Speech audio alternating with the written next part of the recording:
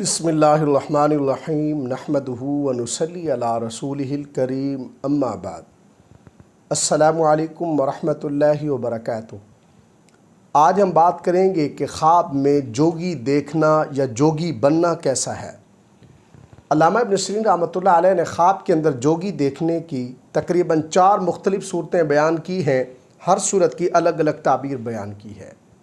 मसलन ख्वाब में जोगी देखना, ख्वाब में जोगी बनना, ख्वाब में जोगी को सांपों के साथ देखना और ख्वाब में जोगी का सांप को पकड़ना वगैरह।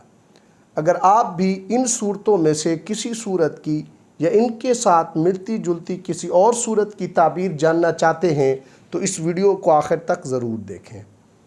ख्वाब के अंदर जोगी देखना ये ख्वाब साहिब ख्वाब के लिए शरारती लोगों के साथ वक्त गुजारने और दुश्मनों की खिदमत करने से ताबीर है। और अगर कोई गुनाहगार शख्स ख्वाब व मर्द हो या औरत ख्वाब में जोगी देखते हैं तो ये ख्वाब उस साहिब ख्वाब गुनाहगार के लिए तौबा की दौलत नसीब होने की अलामत है। और अगर ये ख्वाब कोई फ़कीर देखता है, कोई गरीब देखता है तो ये ख्वाब उस फ़कीर और गरीब के लिए दौलतमंद और गनी होने की तरफ इशारा है।